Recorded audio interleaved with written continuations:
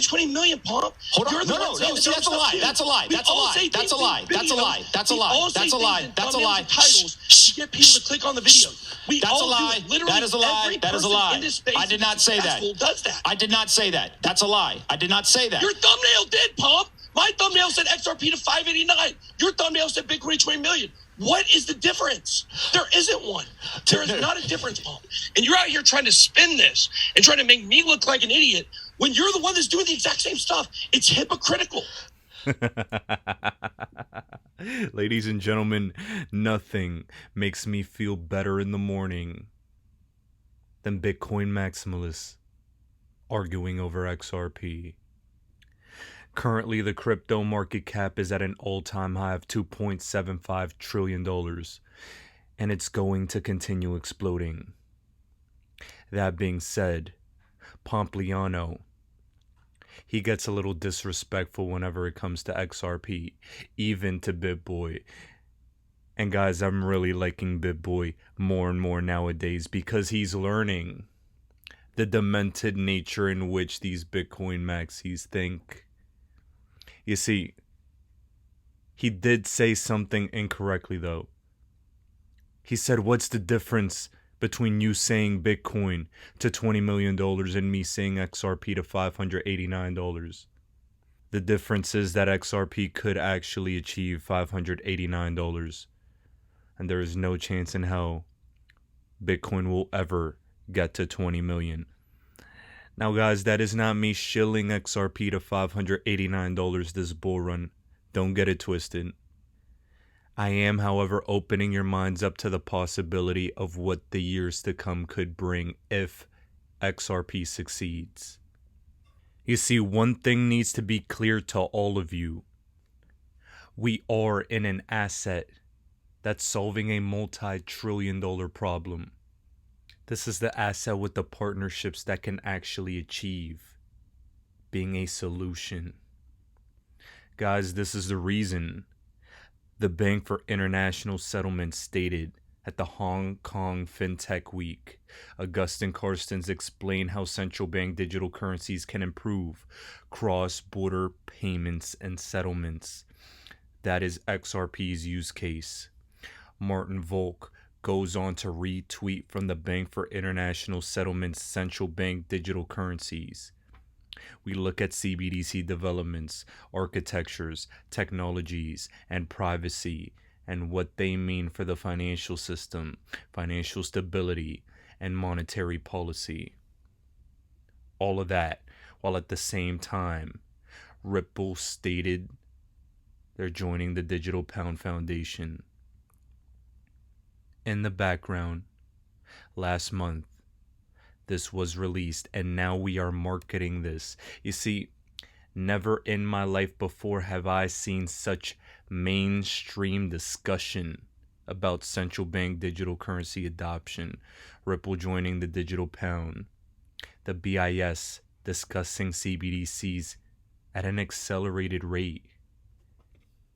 We have JP Morgan stating CBDCs can save firms $100 billion a year in cross-border costs. Is that so? We've stated in this community for a long time that the Asian region will be one of the first to adopt these digital currencies, and it seems to be playing that way.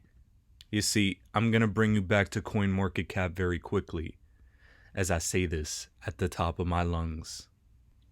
There will never be another 4-year cycle in crypto. There will be a bear market, but there won't be a 4-year cycle. It's over.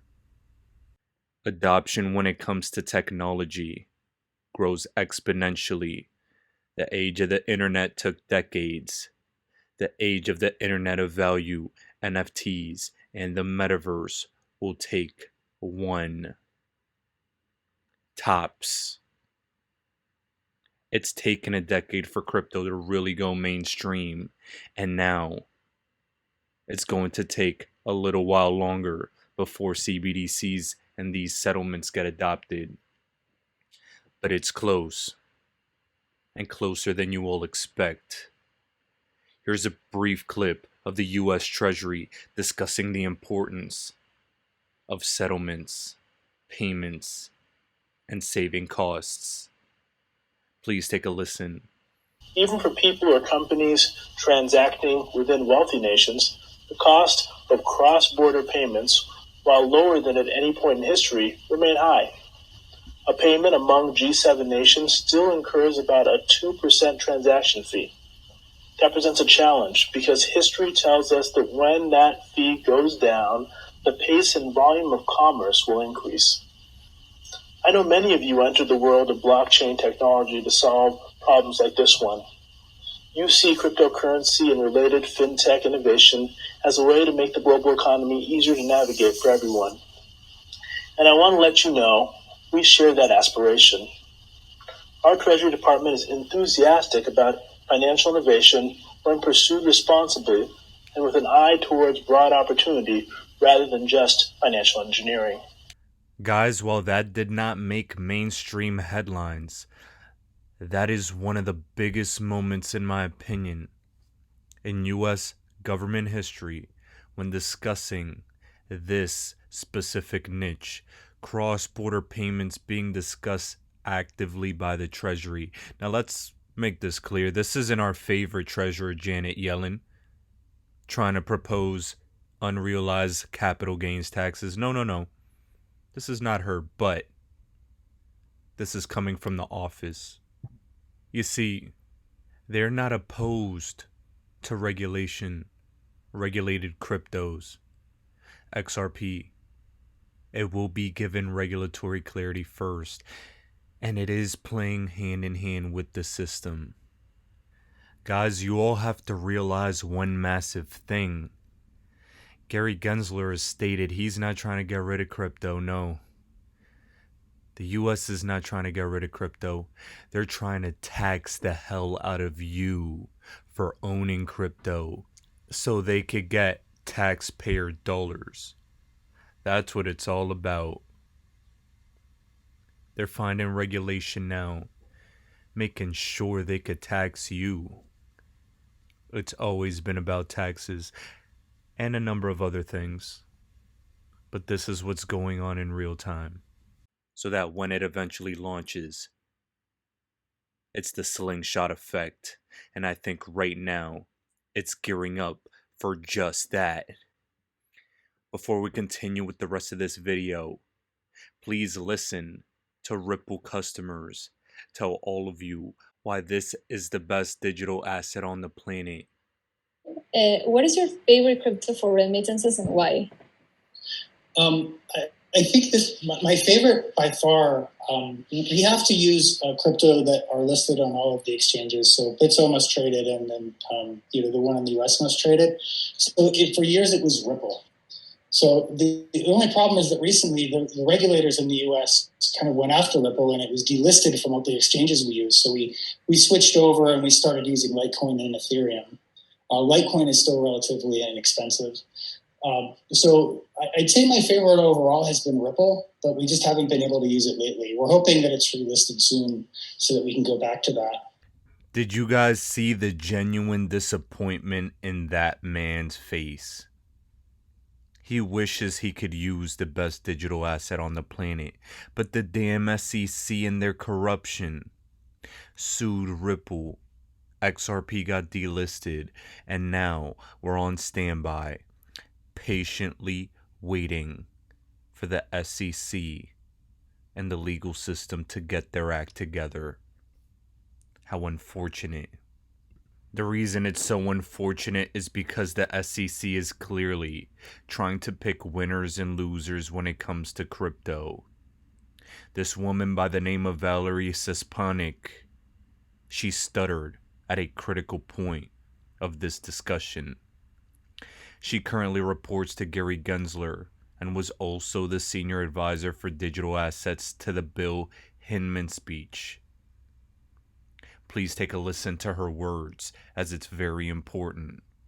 We're trying not to regulate in a way that has picking winners and losers in technology.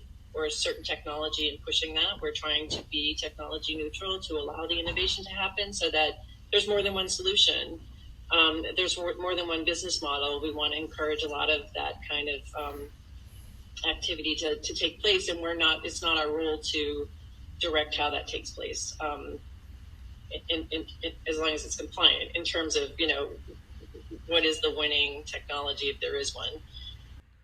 Now, in the words of Hester Peirce, there is a jurisdictional battle over crypto regulation. The reason is because regulators will have plenty of power, whoever it is, that oversees the crypto space. Crypto will be the asset class that sucks in, takes over every asset class. It will swallow every asset class alive. Everything will be tokenized. Tokenized stocks, commodities, real estate, fiat. All of it. All the value on the planet will run through this system. CBDCs are being announced day by day, step by step. They're getting closer. Governments are acting. Guys, we are so close to regulation and regulatory clarity, it's not even funny. Ripple just came out with their recent commercial showing how their payments help the most vulnerable communities, international communities. It's part of their mission statement to have financial inclusion, bank the unbanked. Ripple and Stellar have that mission statement. And that's how it's going to be sold to the world. We're going to get the most vulnerable communities on the planet access to financial services, especially after this financial crisis, after a health crisis took place. Oh, they need it. They're going to want it. They're going to get it. The grand rollout plan for CBDC and crypto adoption is happening. NFTs in the metaverse is bringing this to the public. Faster payments will make the public want it. This cataclysmic financial collapse, it's coming. But this is the thing, politicians won't let it last. The reason is because politicians need to hold on to power. XRP and a number of digital assets will be the solution that politicians will bring on to help maintain that power, because they need a solution. On-demand liquidity was made to solve a liquidity crisis. And it just so happens to be the case that we see the bullet points, the topics of conversation from Ripple's Swell Global 2021. The impact of rapidly evolving tech on global value transfers. Are blockchain and crypto the future of cross-border payments? The future impact of DeFi on globalization and financial inclusion? The next generation of cryptos? Then we see what's next. Archetypal Old West versus the new frontier. End user experience, network break, and the road to central bank digital currency realization. Ladies and gentlemen, this Ripple Swell conference, it feels like the perfect storm. The CBDC marketing, as well as the Fox business marketing, as well as the Ripple marketing. I don't think it's a coincidence while politicians have crypto in the forefront. Let's see how this Ripple Swell conference goes. The last two have been disappointing as far as price goes, but this one might be different. Call it the XRP perfect storm if it happens to go the way I hope it does. And we're all here front row witnessing it day by day. This is so exciting. And I just can't hide it. Ooh. Now even BitBoy is calling for XRP 589. Everyone's gonna be saying 589. soon enough. Ladies and gentlemen, this is the Bearable Bull here. Thanks for tuning in. I'm gonna leave you with this quick video to help you all understand what's truly going on in the background. Now guys, I'll be back tomorrow with another video. My name is Brooks Entwistle. I'm the Managing Director for Ripple for both APAC and MENA.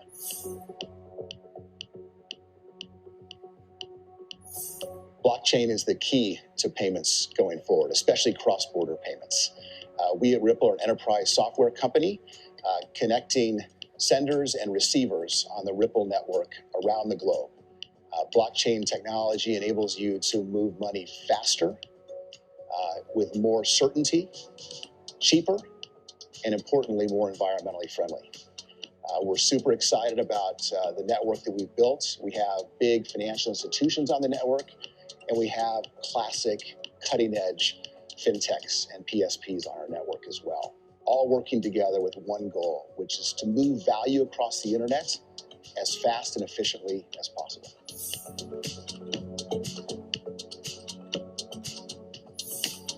We think that convergence is happening right now. We're excited to be playing in the middle of that. We started RippleNet 8 years ago. And at the time, very few people were interested in blockchain technology as it related to payments. And we worked to convince financial institutions to join this journey with us. In the meantime, there was an explosion of interest across the fintech world and PSP world. And of course, cryptocurrencies took off and became quite the phenomenon. And so this moment that we are right now, we think is that convergence, where we're bringing the technology to a problem, the problem of moving value across the internet, which we're very excited about. And I'm really excited about it here in APAC. Having been a resident of Asia now for 30 years, around the region, one of the things I really believe that we are doing and that this technology can do is to really reach the unbanked and to move value in a way that finally gets to a population with the ability to have digital wallets and really get to the end, the last mile of financial inclusion. We think we're playing an important part of that. I get 24 hours a day just like Bill Gates. I get 24 hours a day just like Beyonce and Jay-Z. You get 24 hours a day, ladies and gentlemen. What do you do with your 24 hours? You need to get more information. In our coaching program, all we do is drop content nonstop. And people are like, wow, I didn't know that. Wow, I didn't know that. See, you don't even know what you don't know. How did you let me come from behind and clip you? Do you guys know the studies show the better we look, the more money we make? Which means your website should pass the eyeball test. Your truck should pass the eyeball test. Your people should pass the eyeball test. You should pass the eyeball test. Everybody in this room has a promised land somewhere, but you can't be stuck on the city you like. You got to hear God and go to your promised land. Your promised land might be Utah. Your promised land might be Minnesota. Your promised land might be Wyoming. Hear me clearly. You better use your money to get information and access, and you better be flexible because a real shark is flexible. Can we stop fronting and get real about this thing? And if I can do it, you can do it. I knew nothing about life. I knew nothing about business, but I had the right mindset, and I learned it through sports. And y'all got to hear my story so you understand. I didn't even start on my college basketball team. I came off the bench. At the University of Minnesota, I came off the bench. But in my mind, you can bring me off the bench, but I'm an NBA ball player when you get through talking. When you get through, I'm an NBA ball player. And that's why I would walk around and say, you can't check me. You can't check me. You can't check me. If I was you, I would walk around every day and say, I'm a millionaire. I'm a millionaire. I declare it right now. I'm worth millions. I'm worth millions. I will receive my salary right now, but I won't accept it as my value. So whatever you receive right now, receive it, but don't you accept it as your value. Because there's more out here for you if you change your mindset.